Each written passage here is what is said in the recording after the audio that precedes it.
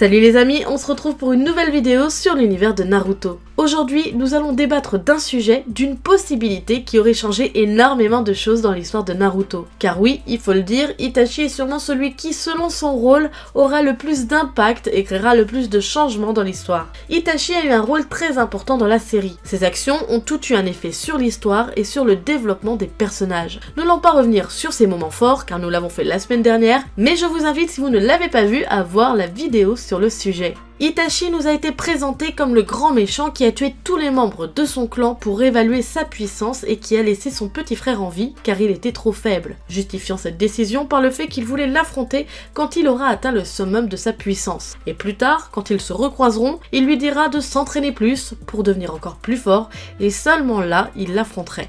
En soi, cette explication pouvait être logique si Itachi avait soif de puissance et avait connaissance de l'existence des différentes évolutions du Sharingan, un petit peu comme Madara. Maintenant, nous, ce qui nous intéresse, c'est de savoir ce que ça aurait changé dans l'histoire. La première question qui s'impose, c'est le cas de Sasuke.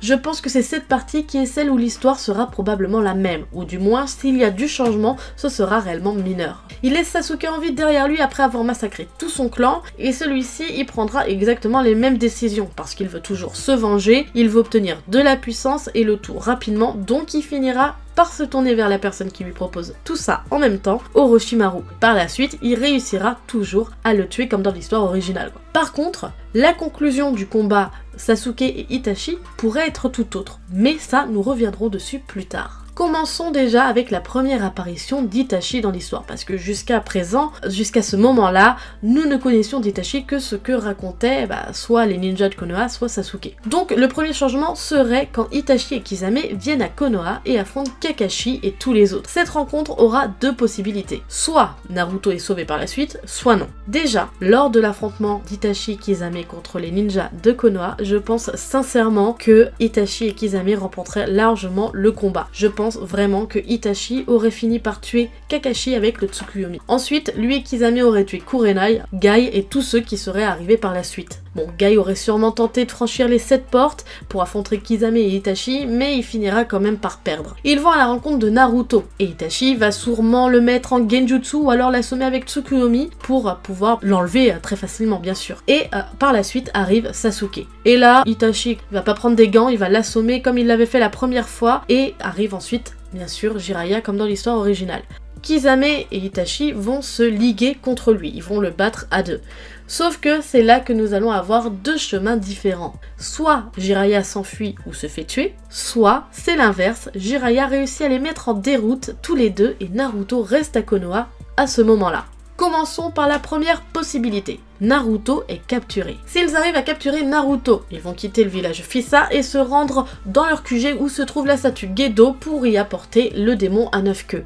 Et puis à partir de ce moment-là, écoutez, c'est simple, c'est la fin des haricots, c'est la fin de Naruto. Il meurt tout de suite ou peu de temps après l'extraction de Kyuubi, grâce à ses gènes d'Uzumaki, et donc là on est face à une première mort potentielle de Naruto. À la suite de ça, finalement, l'histoire, elle peut continuer puisque Sasuke, il est toujours en quête de son but et est toujours en vie et il veut toujours défoncer son frère. Sasuke donc veut toujours se venger, donc le cheminement est le même que dans l'histoire principale. On pourrait même imaginer que Sasuke est encore plus remonté contre son frère puisqu'il ne s'était pas encore embrouillé avec Konoha, donc il était encore très proche de Naruto et de son maître Kakashi. Donc forcément, il est bien vénère, donc il veut bien défoncer son frère. Bref, le déroulement des événements est similaire à l'histoire originale. Sasuke va réussir à terrasser Orochimaru, puis va avoir son combat avec Deidara qu'il va emporter également. Puis va arriver le moment fatidique où Sasuke va se rendre au temple Uchiwa à la rencontre de son frère. Ça va se passer là exactement pareil que dans l'histoire originale, sauf qu'il va y avoir un petit détail où là pareil il peut y avoir une petite différence au niveau du combat. C'est-à-dire que c'est soit on a un Sasuke qui n'a pas le Mangekyo Sharingan comme dans l'histoire originale, soit un Sasuke qui l'a activé suite à la mort de Naruto et Kakashi. Bon après, sachant qu'il n'a pas assisté directement à la mort de Naruto, est-ce qu'il pourrait quand même activer le Mangekyo Sharingan? Je ne sais pas, mais on peut quand même émettre cette hypothèse. Bref, en supposant qu'il ne l'éveille pas suite au décès de Naruto. Là encore, deux possibilités possibles, soit Itachi bat Sasuke rapidement et récupère sa pupille pour avoir le Mangekyou Sharingan éternel, chose qui ne servira pas à grand chose puisqu'il est malade, et oui, la méchanceté ça ne sonne pas. Soit il laisse le combat durer, si on part du principe que Itachi a fait tout ça pour gagner de la puissance, etc., etc., clairement c'est un comportement qu'il pourrait totalement avoir, et donc il cherche à pousser Sasuke dans ses retranchements, mais il se fait avoir par le temps, et meurt de sa maladie. Un petit peu une mort con, mais bon, ce serait clairement ce qui aurait pu se passer. Bon, là, on imagine qu'il survit et qu'il tue son petit frère. En simultané, on se rappelle que tous les membres de l'Akatsuki sont partis à la chasse au Biju, donc ils sont censés tous les avoir. Ils arrivent donc à obtenir Jubi, et là commence alors le plan Tsukuyomi infini. Il réanime tout le monde, Madara arrive, alors là, la 4ème grande guerre shinobi commence, dans le but d'abattre un petit peu ceux qui restent, parce que bon, on rappelle que ni Naruto, ni Sasuke, ni même Kakashi, Gai, etc. Ne sont présents puisqu'ils ont été zigouillés quelques années ou quelques mois auparavant, donc la situation dégénère très rapidement. Les Kage se font tuer, bien sûr dans les Kage, il n'y a pas Gaara, vu qu'il a été capturé par l'Akatsuki. Les Hokage 1 et 4 ne reviennent pas forcément puisque Sasuke est mort et que Kabuto est toujours en vie. Madara fait ses magouilles et finalement arrive Kaguya. Là, on est face à un quiproquo où les membres de l'Akatsuki n'étaient absolument pas au courant du plan de Madara. Ils ne savaient pas non plus qui était Tobi, donc on se retrouve avec une sorte de mutinerie. Tout le monde est confus, Kaguya, bon elle est là, elle fait ses bails, elle est en train d'absorber le chakra des vivants, des personnes réanimées, il n'y a plus grand monde sur le champ de bataille, Madara est parti, Obito, Itachi et Kisame vont décider de faire équipe pour découvrir qui est Kaguya et surtout quoi faire. Bref, ça part en cacahuète, on peut vite imaginer que Kaguya absorba, comme je vous l'ai dit, le chakra de tout le monde pour créer un nouvel arbre. Ou alors, Itachi et sa bande contrôlent la situation, ils arrivent à battre Kaguya, à finalement la recéler, ou même... Oui, je pense juste la sceller parce que j'imagine pas trop le fait qu'ils arrivent à la battre. Peut-être qu'ils réussiraient à la tuer. Et finalement, ils contrôlent le monde des ninjas d'une main de fer. Ouais, là on est clairement dans une dictature, enfin ceux qui restent, même s'il reste pas grand monde, et tout le monde est dirigé par l'Akatsuki.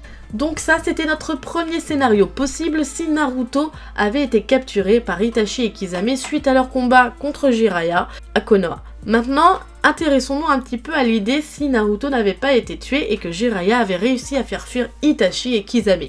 L'ellipse aurait eu lieu exactement comme dans l'histoire originale et Naruto aurait eu le même développement.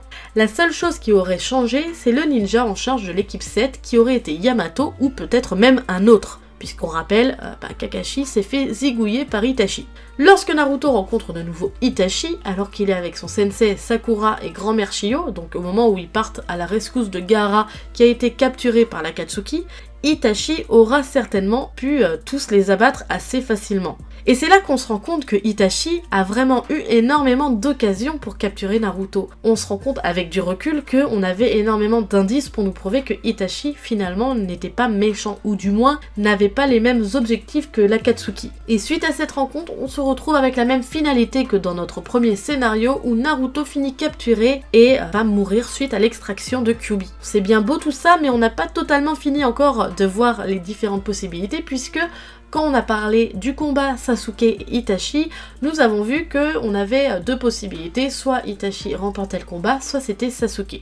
Mais du coup, qu'est-ce qui se serait passé si Sasuke avait remporté le combat mais que Tobi n'était pas venu pour lui dire « Eh au fait, ton frère il était gentil frérot, il a fait tout ça juste pour toi hein !» Ouais, qu'est-ce qui se serait passé si finalement Itachi était bel et bien méchant? Qu'est-ce que serait devenu Sasuke? Eh bien sincèrement, moi je pense que Sasuke serait rentré dans un état dépressif. Parce que pour rappel, le gars donc à 7 ans, il a vu toute sa famille se faire tuer, enfin il l'a pas vu, mais il les a vus morts par son grand frère, la personne qui l'idolâtrait le plus au monde. Il a vécu ensuite jusqu'à ses 15 ans dans le but de le tuer, il a fait énormément de choses pas forcément clean, donc le gars déjà c'est un sociopathe, c'est un psychopathe, c'est tout ce que vous voulez. Donc forcément quand il va atteindre son but et qu'il va avoir tué son frère, je pense sincèrement que, il va se sentir vide.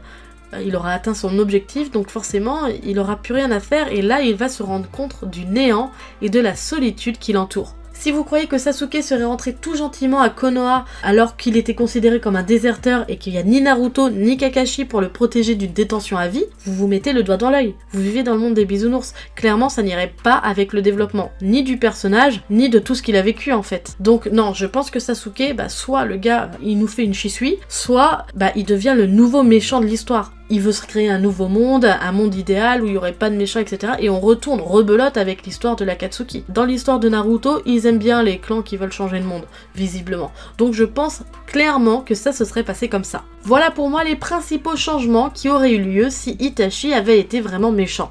Et vous, qu'est-ce que vous en pensez? Est-ce que vous pensez qu'il y aurait eu d'autres choses qui auraient potentiellement changé? Si vous le souhaitez, je pourrais faire une vidéo avec un vrai récit sur le sujet, un petit peu à l'ancienne, bien travaillé et tout. Et pour ça, si vous le souhaitez, il vous suffit de me le dire par commentaire. Cette vidéo touche à sa fin, j'espère en tout cas qu'elle vous aura plu. Sur ce, moi je vous laisse à la prochaine, tchuss!